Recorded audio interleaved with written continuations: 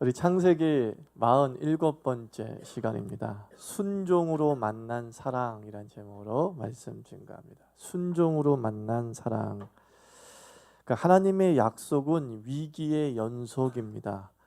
성경을 창세기부터 요한계시록을 언약의 관점으로 읽는다고 한다면, 즉 하나님께서 우리에게 약속하신 그 뜻을 이루어 나가는 과정으로 읽는다고 한다면, 하나님의 약속은 순적하게 이루어졌다기보다는 수많은 방해와 도전을 겪게 됩니다. 특별히 메시아와 관련돼서, 그리스도와 관련돼서, 예수님과 관련돼서 그 예수께서 오심까지는 수많은 도전과 방해가 있었습니다. 그 창세기 3장의 내용에 그 3장 16절이 원시복음이다라고 말씀을 드렸죠.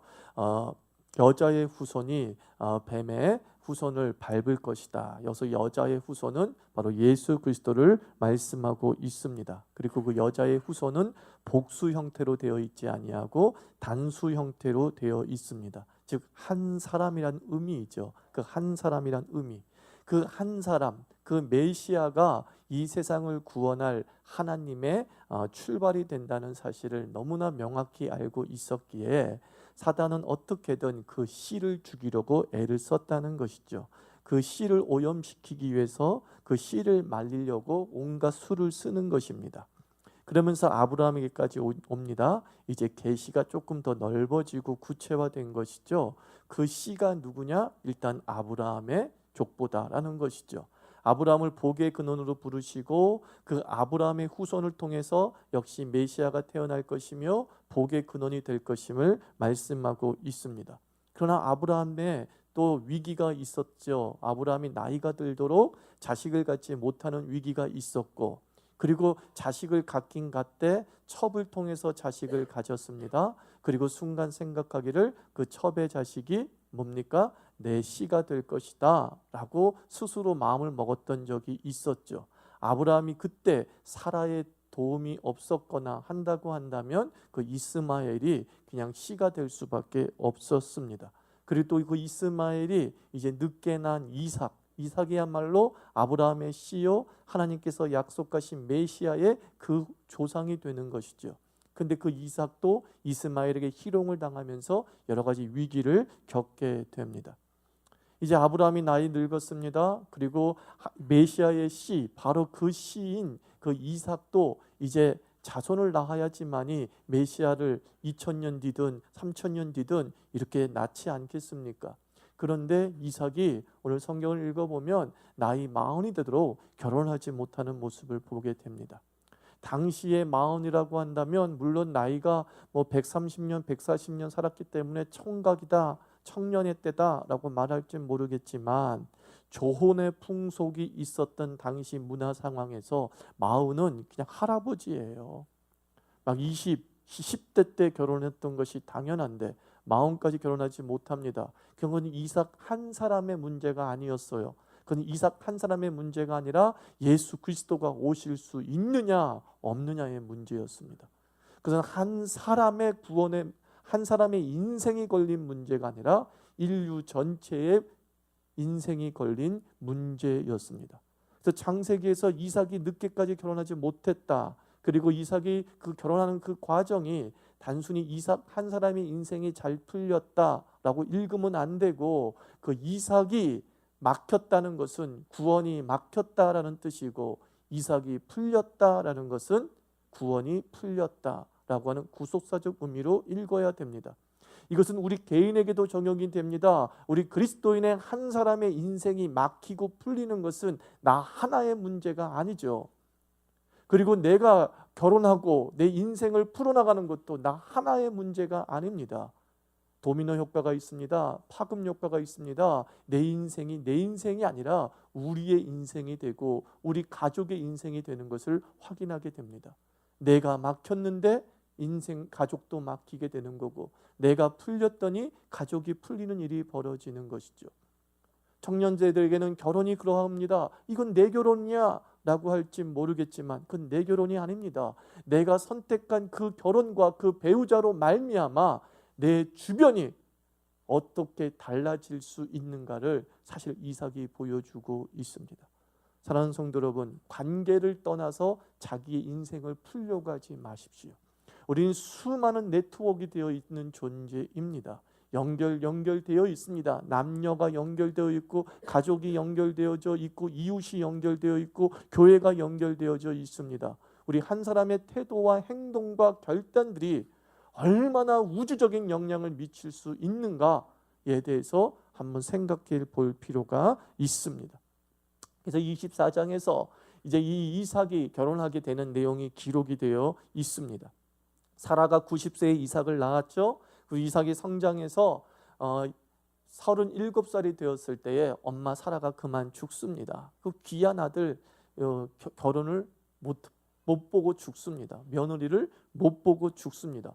그리고 아브라함과 이삭이 이렇게 3년 동안 호라비로 그리고 홀로 이렇게 남자 둘이서 이렇게 지내게 된 것이죠.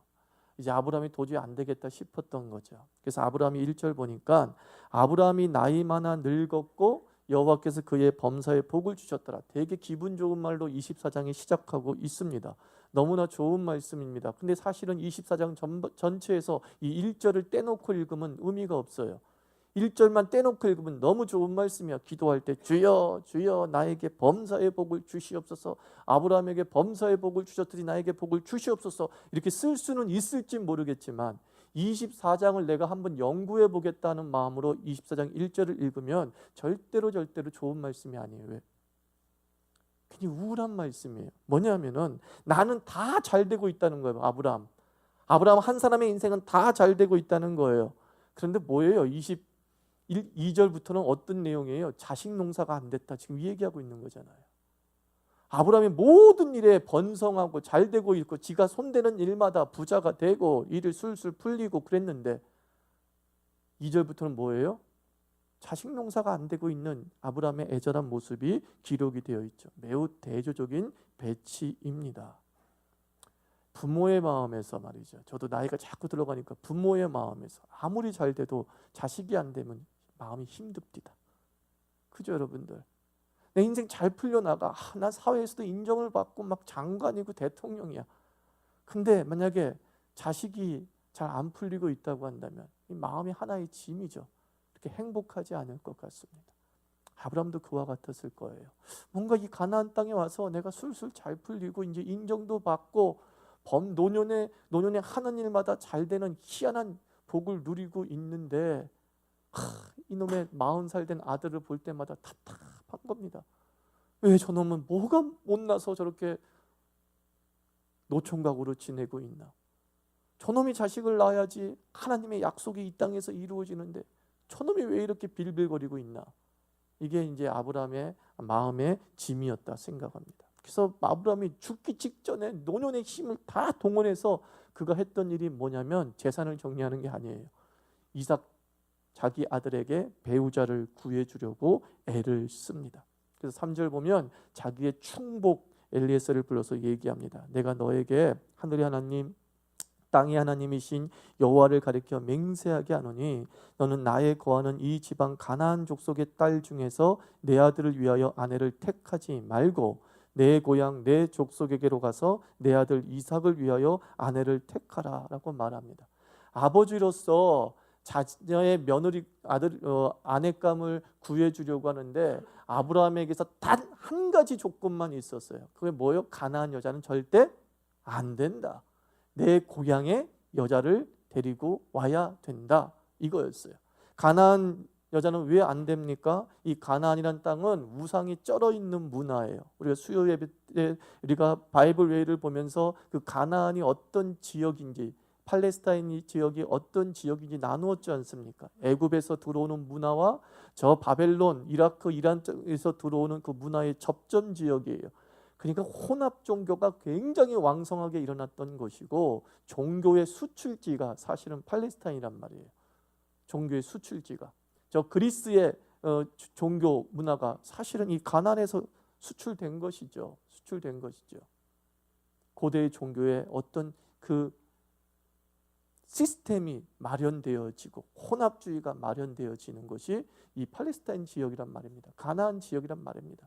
그러니 그 속에 사는 여자들, 그 속에 사는 사람들 얼마나 그 우상 숭배와 혼합주의에 찌들어 있겠어요.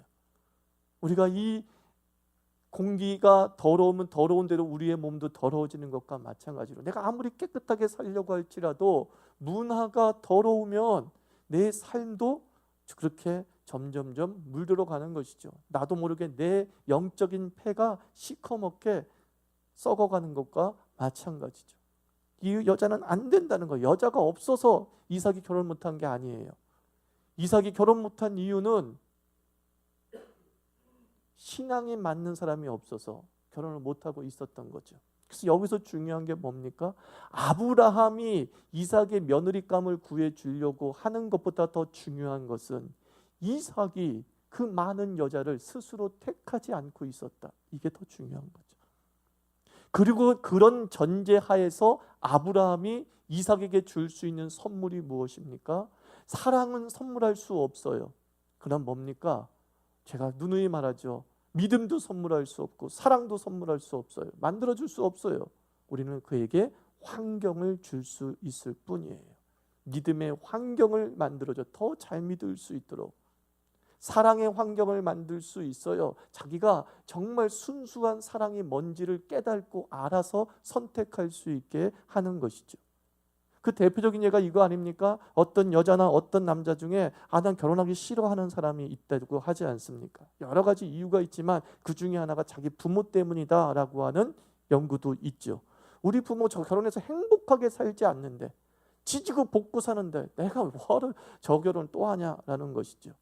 그럴 경우에는 그 부모가 그의 자녀에게 사랑을 선물하지 못, 사랑의 환경을 선물해 주지 못한 것이죠. 어떤 애들은 빨리 결혼하고 싶대요. 왜? 우리 부모가 알콩달콩 사는 모습 보니까 너무 좋다는 거야. 너무 아름다워 보인다는 거야. 나도 빨리 결혼할 거야. 그래서 엄마 같은, 아빠 같은 그런 가정을 이룰 거야. 그런 아빠 같은 남편 만나고 엄마 같은 아내 만날 거야.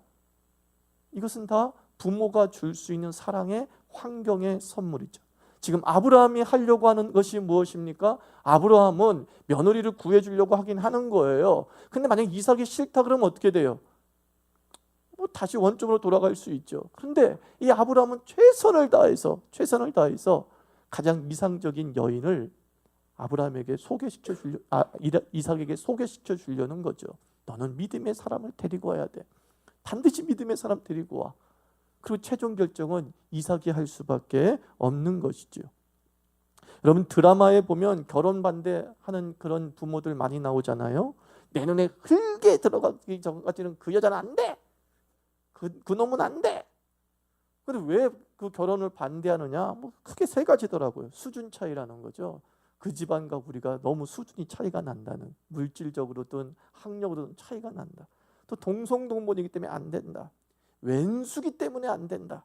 이 세 가지가 결혼을 반대하는 부모들의 이유 중에 하나예요. 아주 별것 아닌 것에 그 연을 끊는 강수를 두지 않습니까? 족보에서 파내버리겠다는 거야. 그 여자랑 결혼하면. 그 남자와 결혼하면 그냥 너와 나는 이제 더 이상 애비애미도 아니야. 애비자 딸도 아니야. 라고 하면서 강수를 들어요.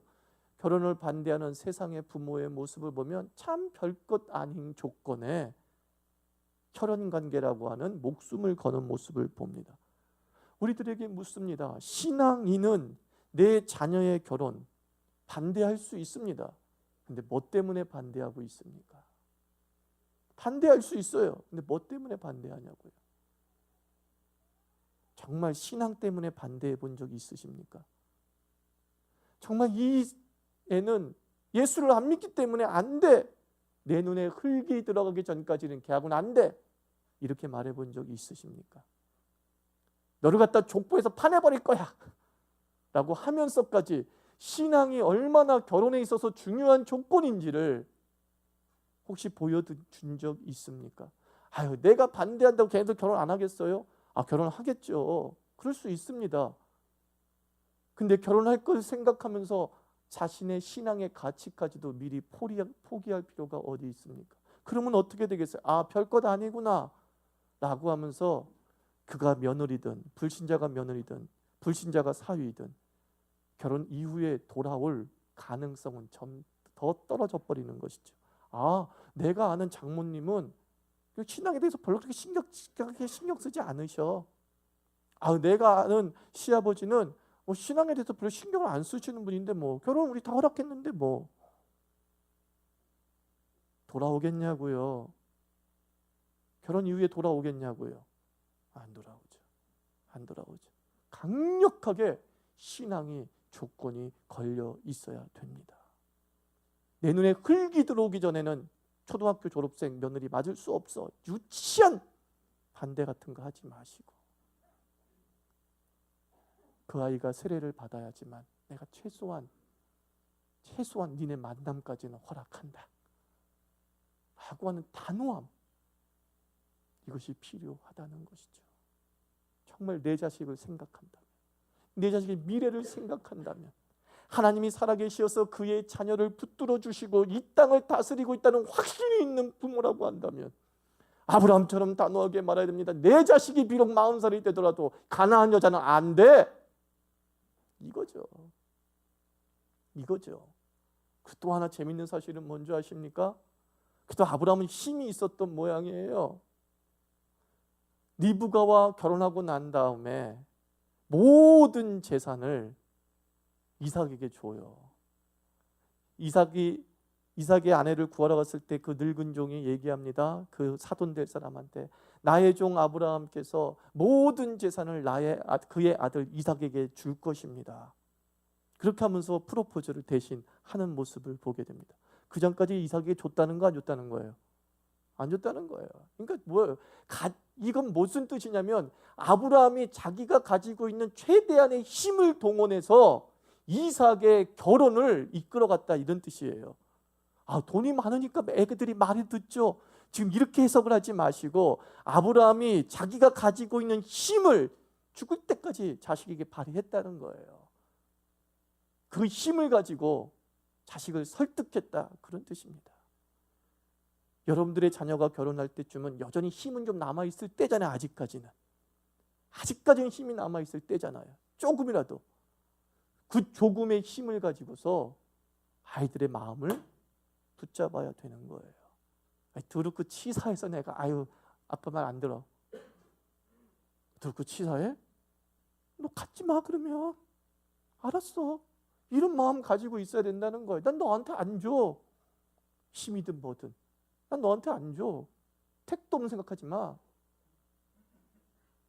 그래야 되는 거예요. 여러분, 제가 이번 주에 읽은 책 중에 내용이 사랑의 독성이라는 책을 읽었어요. 이게 뭐냐면 사랑이 참 좋은 거잖아요. 근데 그 사랑이 어떤 한 어린 자녀들에게 도끼가 될 수 있다는 거예요. 너무 베풀어주고 너무 나누어주고 너무 이해해주는 그 사랑을 받은 아이는 그것이 그의 힘이 되기보다는 그가 성장해서 그것이 독이 돼서 그를 서서히 죽여간다는 거예요. 왜냐하면 세상은 엄마처럼 나를 받아들이지 않거든요. 세상은 엄마처럼 나를 이해하지 않거든요. 세상은 엄마처럼 나를 배려하지 않거든요. 사랑은 엄마처럼 나를 전폭적으로 수용하지 않거든요. 세상은 엄마처럼 다 주지 않거든요. 근데 그것에 너무 익숙했던 아이들이 세상에 나가서 사랑을 받은 것이 되게 힘이 될 줄 알았는데 그 사랑이 그에게 독이 되더라 라는 것이죠. 그러니까 한마디로 이거예요. 사랑을 문제 삼는 게 아니라 사랑을 어떻게 표현하느냐. 지난주 말씀처럼 어떻게 표현하느냐. 이 지혜가 부모 양육에게 매우 중요하다는 것이죠. 우리 하나님께서 우리를 사랑하실 때 독생자 예수 그리스도를 죽이시기까지 사랑한 건 맞지 않아요. 그렇다고 해가지고 우리 주님이 우리를 향해서 오냐 했어요? 때로 심판하시고 때로 징계하시고 그러시잖아요. 전폭적으로 이해하고 수용하고 배려하고 다 주기보다는 그 아이를 다듬어가고 만들어가는 것이 우리 하나님의 부성이었다고요. 그것이 우리들에게 필요하죠. 어디에 그것을 강력하게 작용시켜야 됩니까? 결혼. 영어 공부? 이런 거 진짜 중요하지 않아요. 우리 자녀들이 지금 막 10살짜리 부모를 둔 아이를 둔 부모님들은 막 학원이 어디가 중요한 것 같고 얘가 어느 진로를 선택해야 되고 이게 되게 중요할 것 같죠. 아니에요. 인생의 80점은 결혼이더라고요. 그리고 성경에서도 말하는 것도 그와 같아요. 최고의 선택은 하나님을 선택하는 것이고 두 번째 선택은 배우자를 선택하는 거예요. 이것은 두 가지는 내가 할 수 있는 거예요. 부모는 우리가 선택할 수 없으니까. 이 두 가지 선택 잘한 사람이 하늘의 영광을 누리게 되는 줄 믿습니다. 그래서 어렸을 때부터 사랑을 어떻게 해야 되는지, 그리고 나의 사람은 어떤 사람이어야 되는지를 머릿속에 항상 각인하고 있어야 돼요. 저는 그 부분에 대해서 돌아가신 우리 어머니께 너무 감사하는 이거예요. 어렸을 때부터 정말 배우자에 대해서 나한테 무지하게 세뇌했어요. 너는 이런 여자야 된다, 이런 여자야 된다, 이런 여자야 된다. 특별히 막 믿음을 엄청나게 강조하죠. 내 눈에 흙이 들어와도 너는 믿음 없는 사람 데리고 오면 난 결혼 안 시킬 거야. 내가 외아들인데, 귀중한 아들인데 난 절대 안 시킬 거야. 절대 안 시킬 거야. 근데 내가 그렇게 나도 모르게 그런 선택을 하게 되더라고요. 사랑은 못 막아요. 어떤 여자를 사랑한다는 건 못 막아요, 여러분. 결혼은 안 할 수 있어요. 그래서 저는 우리 청년들에게 사역할 때 그런 얘기 했습니다. 너 그 사람을 사랑하니? 그래, 사랑해. 너 그 사람과 연애하니? 그래, 어쩔 수 없다, 연애해. 그러나 그 사람이 예수를 영접하지 않으면 결혼은 하지 마. 결혼하지 마. 그래서 우리 누님은, 어떤 누님 한 분은 8년을 연애하고 결혼했어요. 8년 만에 예수를 믿었거든. 우리 막내 누나. 그러니까 사랑하는 거 어떻게 못 막아. 근데 우리 집은 결혼은 반대했죠. 그리고 나도 반대했어, 결혼을. 난 안 돼. 예수 믿지 않는 매형 난 원치 않아. 나 반대야. 그리고 어느 날 예수를 믿겠다고 고백을 하더라고요. 세례를 받더라고요. 그래서 결혼했어요. 연애는 하십시오. 그러나 뭐는 안 돼요? 결혼은 안 돼요. 내가 내 자식의 사랑까지 관여할 수는 없어요. 내 자식의 미팅까지 관여할 수는 없어요. 누구 사귀고 있든, 그래, 사귀냐? 그래. 예수 믿니? 안 믿니? 안 믿는데요. 결혼 반대? 이것만 얘기하면 돼요. 결혼 반대. 나는 걔 며느리가 안 맞을 거야. 난 걔 사위를 안 맞을 거야. 분명하고 단호하게 설명을 하는 것이죠. 그게 아브라함이 노년의 힘을 동원했던 이유예요. 모든 힘을 동원해서 아버지의 권위가 통할 수 있는 그 상황에서 그는 그 모든 여력을 이삭의 진로에 투자한 게 아니라 이삭의 결혼에 투자했다는 거예요. 그 힘을 배우자에게 자신 노년의 모든 힘을 동원하여서 그 인생의 절반, 신앙은 선택되어졌고 이제 인생의 절반을 책임질 그 배우자에게 힘을 다 쏟은 모습을 보게 됩니다. 그리하여서 결국은 이제 리브가를 만난 것이죠. 그죠? 리브가를 만났어요. 그 하란 땅에서, 아브라함의 고향 땅에서 리브가를 만나는 내용이 이제 13절 이후에 기록이 되어져 있습니다. 이런 내용들, 뭐 어떻게 만났고 어떻게 선택했고, 이것은 다 하나님의 섭리고 뜻이고 이렇게 해석을 할 수 있습니다. 하나님이 순적하게 리브가를 만났고 또 그 리브가는 그 어떤 선택의 기준에 부합하는 존재로 반응을 보였어요. 자, 이 얘기는 무슨 뜻이냐면 이겁니다. 엘리에셀이 우물가에 가가지고 하나님께 기도합니다. 하나님 아버지, 나로 순종하게 나의 종 아브라함의 아들 이삭의 며느리를 좀 만나게 해주십시오. 만약에 내가 이 우물에서 물을 깃는데 나에게 좀 물을 청하자고 했을 때 그 물을 주는 여자가 바로 그런 하나님이 주신 배우자인 줄 믿습니다. 뭐죠? 기준이죠. 기준이 있었어요. 기준이 있으니까 판단이 가능한 거예요. 그래서 우물가에 많은 여자들이 물 길러 왔어요. 근데 그러면 다 물 달라고 하면 주겠죠? 아니에요. 함부로 못 줘요. 남자와 여자의 문제이기 때문에, 그리고 지나가는 사람이기 때문에 함부로 못 줘요. 또 쑥스러워서 못 주기도 해요. 또 하나, 세 번째, 결정적으로 그 물은 너무 귀한 곳이기 때문에 내가 물 들어왔는데 그 물을 준다고 생각해 보세요. 억울하잖아요. 그럼 뭐라 그래요? 저기 우물이 있으니 당신이 떠 드시오. 충분히 그럴 수 있는 상황이에요. 그러니까 매우 좋은 기준을 세운 거예요. 정말 참하고 손대접하기를 즐거워하고 그리고 좀 베풀기를 즐거워하는 그런 여자를 만나기를 기도한 것이죠. 그래서 많은 여자들이 왔어요. 물 좀 다오. 그때 리브가가 딱 보고서 리브가가 물론 물을 드리죠 하면서 자기의 물동아리에 있는 물을 줬어요. 여기로 끝난 게 아닙니다. 어머, 낙타가 10마리나 있네요. 걔네들도 목마를 텐데. 여러분, 낙타가 물 마시는 거 봤습니까? 바켓으로 몇 바켓을 마십니다. 바켓은 아니지. 양동이로 몇 박스를 마십니다. 10마리를 먹이기 위해서 리브가가 얼마나 많이 길러왔겠습니까? 상상을 해보세요. 보통 여자가 아니에요. 이 리브가는 착하기만 한 게 아니라 힘도 셌던 거예요. 그 많은 물을 갖다가 붓기 위해서. 와, 엘리에셀이 보기엔 너무 좋은 거죠. 그래서 이 여자다 그랬던 거죠. 알고 보니 진짜 그 여자였던 거예요.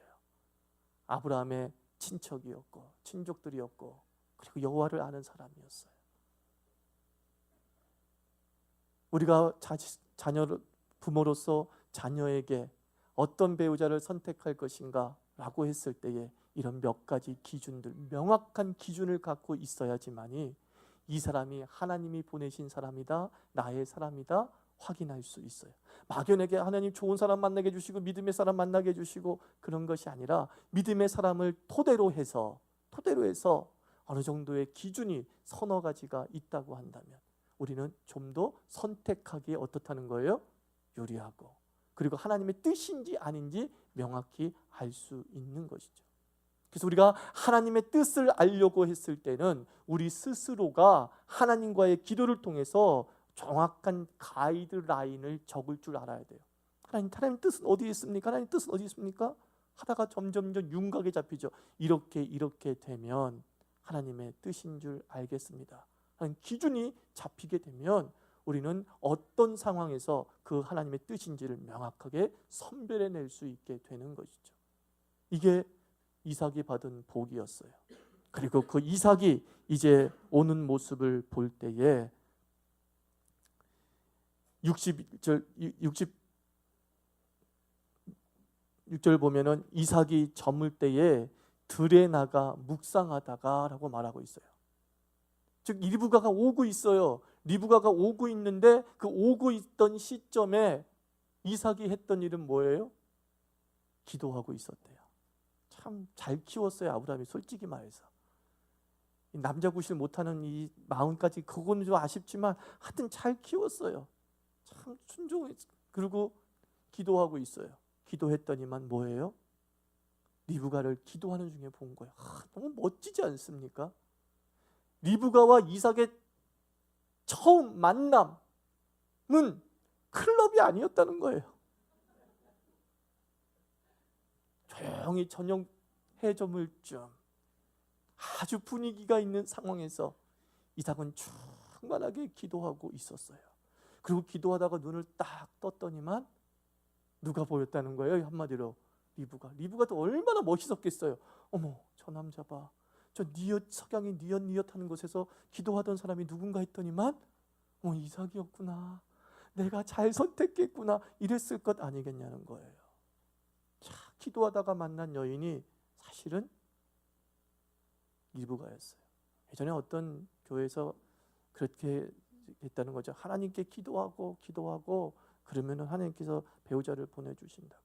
그래서 한 청년이 새벽 기도가 주야, 그 목사님의 설교를 듣고 자기가 눈 뜨고 기도했더니 자기가 기도했는데 눈 떠 보니까 내 앞에 있는 여자가 지금의 내 사모가 됐다.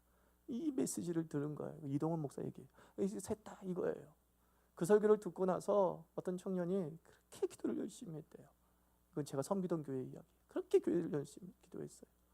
하나님 아버지, 나도 새벽 기도 때 기도하고 눈 뜨면 내 앞에 있는 처음 보는 여자가 하나님이 주신 여자인 줄 믿습니다. 쥐야 하고 기도했는데 눈을 딱 떴대요. 딱 떴는데 그냥 오건사님이 보이네. 그래서 재빨리 눈을 감았대요. 아니, 안 끝났죠 하나님. 그랬다는 거예요. 참 그 정성이 참 가득하죠. 기도 중에 내가 만나기를 원합니다. 그 이삭의 기도거든요. 내가 가장 영으로 충만했을 때 가장 좋은 배우자를 선택하게 되는 줄 믿습니다. 하나님, 내가 사랑에 빠지게 될 때, 내 영이 가장 충만할 때 사랑에 빠지게 하소서. 이거예요. 내 믿음이 가장 불타오를 때 사랑에 빠지게 하소서. 이게 이삭의 가장 이상적인 모습이었다는 거죠. 그리고 그를 맞이해서 오늘 마지막 67절 보면 이삭이 리브가를 인도하여 모친 사라의 장막으로 들이고 그를 취하여 아내를 삼고 사랑하였으니. 그냥 믿음으로 한번 받아들이려 그랬어. 아버지 말 순종하자. 아유 그래, 누굴 데리고든지 그냥 살자. 살 수는 있어요. 그런데 하나님은 그냥 조건에 의해서 살게 하지 않아요. 믿음만 좋으면 살게 하지 않아요. 하나님이 내가 믿음의 사람을 구하기를 간절히 바라면 그 믿음의 사람이 사랑도 같이 갖고 오게 되는 줄 믿습니다. 그걸 얘기해 주고 있는 거예요. 알았어요, 나 사랑하지 않지만 아빠가 저 믿음의 여자라고 하니까 내가 결혼할게요. 걱정하지 마세요. 내가 그 믿음에 순종하기만 원하면 사랑도 같이 온다니까요. 이삭이 그러했다는 거예요. 사랑하게 됐대요. 리브가를 너무 사랑하게 됐대요. 조건에 의해서 그냥 순종하고 결혼하기로 했는데 그 순종에 뜨거운 사랑까지 동반되어졌대요. 이게 하나님이 만드시는 결혼 그림이라니까요. 주께서는 결코 조건만으로 결혼하게 하지 않아요. 믿음의 조건과 그것을 불붙일 사랑을 함께 주신다니까요. 함께 주신다니까요. 그래서 저는 제 안에 믿음의 여자입니다. 그것 때문에 결혼했어요? 아니에요. 사랑해요. 우리 형식적인 부부 아니에요. 여러분도 마찬가지잖아요. 우리 쇼인도 부부 아니에요. 사랑해요. 그리고 마지막 절 뭐라 그래요? 이삭이 모친 죽음 이후에 위로를 얻었더라. 서로에게 힘이 되어주고 은총이 되어줬다는 거죠. 결혼이 이렇게 중요한 거예요. 배우자가 이렇게 중요한 거예요. 믿음의 선택과 배우자의 선택은 우리 인생 전체를 결정하는 두 가지란 말이에요. 이 두 가지 기둥을 온전히 세우면 그 사람 인생 성공한 거예요.